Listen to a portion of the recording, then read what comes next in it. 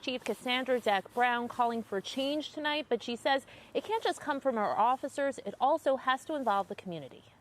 At this point, a lot of that water is receded, as is the case with flash flooding, but we want to give you an idea of the force associated with all of that water. You can see beside me here, it's knocked down this fence, it took down that pillar. People around here say it just came out of nowhere. They are heartbroken. They say Billy Allison was kind, energetic, funny, and they say they can't believe that he lost his life all because of a parking spot.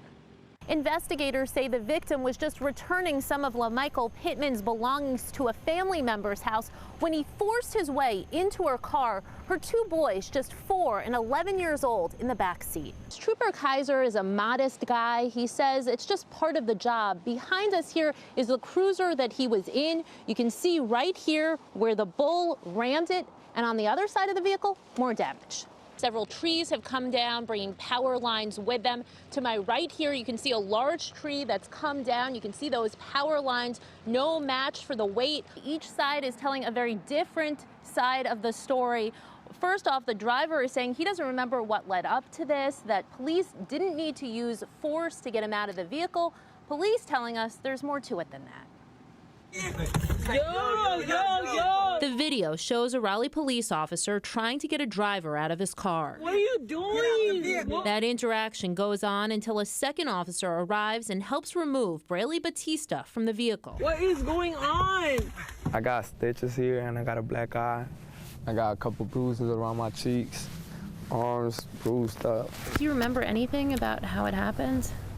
I don't remember stuff. Raleigh police providing an account. They say Batista was involved in 3 hit-and-run crashes. It started around 9:30 Tuesday morning on Wake Forest Road at St. Albans Drive. We just got run into and the guy took off twice. He ran into us twice and took off. Police say he hit 2 cars. The drivers calling 911, telling dispatchers the guy behind the wheel was speeding and driving erratically. They hit me.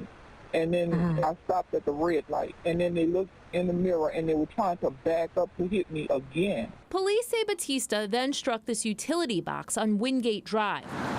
A short time later, investigators tell us an officer spotted his vehicle on Navajo Drive. That officer pulled Batista over, saying he was impaired with 3 passengers in the car, 2 of them underage. On your belly! Police tell us Batista ignored commands to put his hands on the wheel. Things quickly escalate. Some people looking at the video might say, why didn't you just get out of the car? Because he didn't give me the chance. As soon as he came in the car, he was just being aggressive, and I was just like, what's going on? Like, why are you doing that? Now, Raleigh police tell us that they are reviewing the case. Meantime, they tell us there is body camera and dash cam video of what took place. They say they plan to petition a judge for its release. Live in Raleigh, Amy Cutler, CBS 17 News. Many of those who turned out were victims of crime themselves. They say changes are needed, and the district attorney agreed. We're really trying to have those conversations. Durham County District Attorney Satana DeBerry admits the criminal justice system is broken. Now in office a year, she says she's been focused on violent, serious offenses, working with victims and securing convictions. We wanted people to understand what we do in our office. The DA's office should feel some kind of responsibility. Alan Jones lost his grandson, 18-year-old Tyrone Nelson Jr., last year. As CBS 17 reported, Nelson and 2 others were shot and killed in a Burlington apartment. 28-year-old Haquan Parker of Durham charged. Court documents show he was convicted of murder as a teenager. Just months later, he found himself back behind bars, convicted of assault with a deadly weapon and common law robbery. He was on post-release supervision at the time of the Burlington murders. You can't just keep putting violent people back into the community and expect another change. This is not science. We cannot predict down the road what's going to happen. You brought your concerns to the district attorney tonight. Were you satisfied with her response? I felt like her response was a response off the book. When he says, you know, that the justice system failed his grandson, what would you say? I say to Mr. Jones, Mr. Jones and I have talked, and he's right. The justice system has failed us all.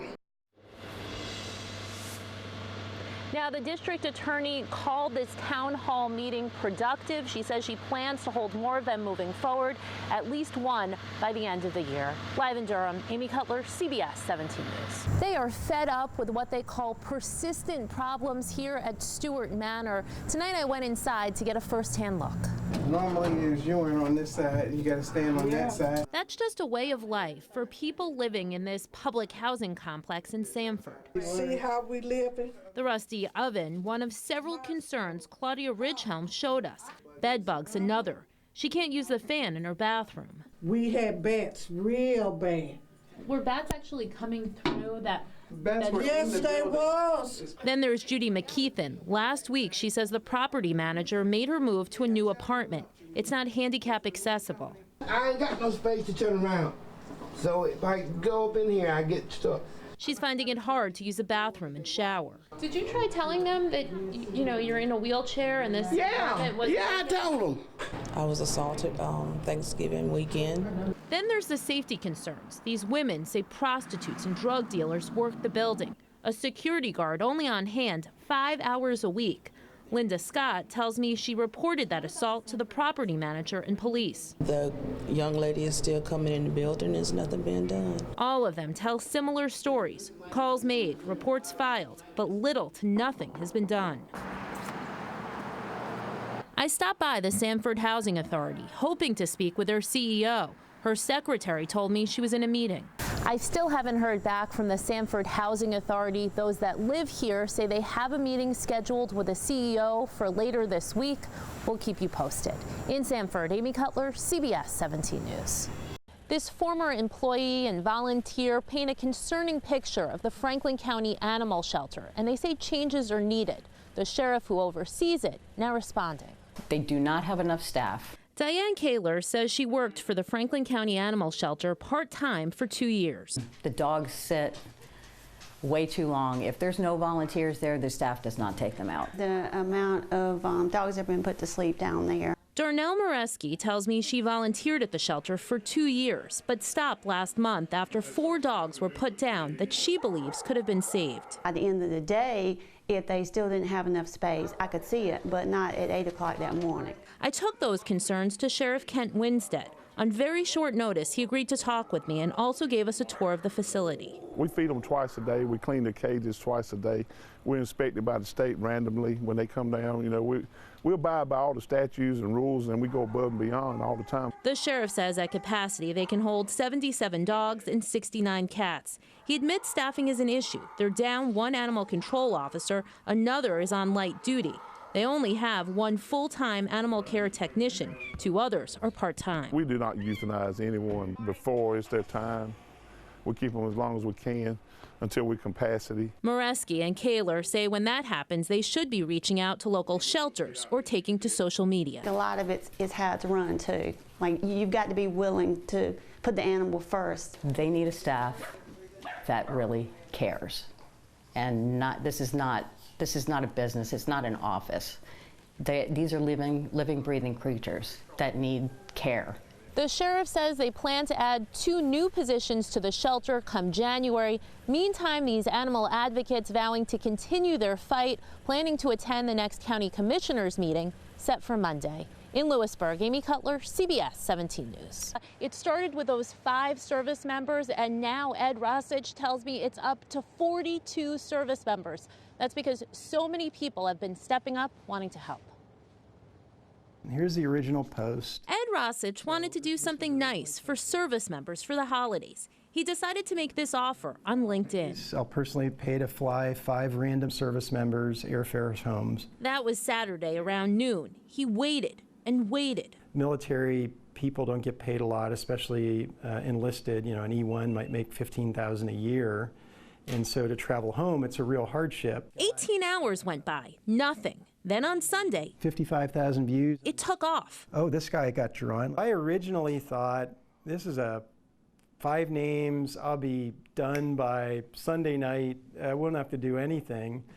And an email comes in, another email comes in, another email comes in. Rosich says about 60 service members from around the world have applied for the help. The guy in Oklahoma. But perhaps what's more surprising, people have been stepping up, offering to pay for their flights home.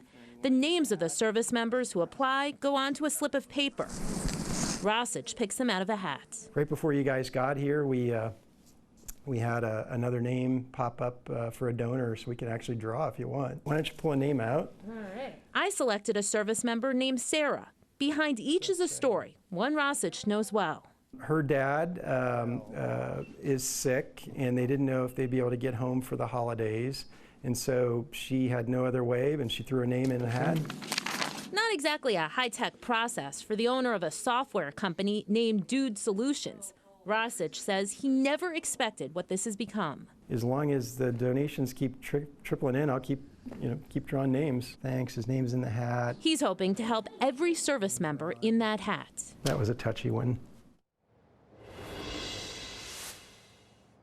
A gesture that has led to so much more. Now, Rosich says he'd like to keep this going. He is considering a website moving into next year. But first things first, that's this year and helping all of those service members in that hat. For a look at that LinkedIn page and more on how you can help, you can head to our website, cbs17.com.